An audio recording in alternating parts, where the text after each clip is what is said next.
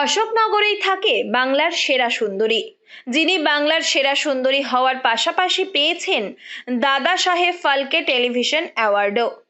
মফস্বল শহর অশোকনগরের গৃহিণী থেকেই সংসার সামলে গ্ল্যামার জগতের সেরাদের তালিকায় উঠে আসা পলি ঘোষ এখন রীতিমতো সেলিব্রিটি। হয়েছে। কিন্তু ভেতরে সবসময় একটা কিছু করার একটা ইচ্ছা ছিল যে কিছু একটা করবো। আর সেটা আমি মানে ছোট থেকেই না আমার এই মডেলিং এগুলো খুব পছন্দ ছিল। কিন্তু কোনোদিনও ভাবিনি যে আমি এইখানে এসে সাকসেস হব। তো তারপরে বিয়ে হয়ে গেল।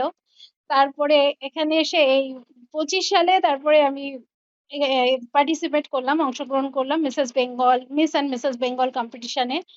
অশোকনগরের এই গৃহিণী এখন টলিউড এমনকি বলিউডেও সাড়া ফেলে দিয়েছেন। সিনেমায় অভিনয় থেকে মডেলিং, অ্যাড শুট সহ নানা অনুষ্ঠানে এখন সেলিব্রিটি হিসেবেই দেখা যায় তাকে।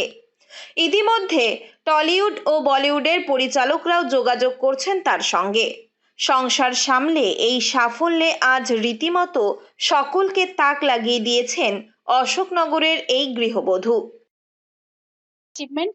আর এরপরে আমার অনেক সুযোগ মানে আসছে, কন্টিনিউ আসছে, এখনো আসছে। তো এটা আমার কাছে আমার জীবনে একটা বিশাল মানে স্মরণীয় দিন। এরপরে আমি চেষ্টা করছি মিসেস ইন্ডিয়া, কারণ অনেক কল আসছে আমার কাছে মিসেস ইন্ডিয়াতে অংশগ্রহণ করার জন্য। ওটার জন্য কিছু প্রিপারেশন আমি শুরু করে দিয়েছি, এখন দেখা যাক কবে কি হয়।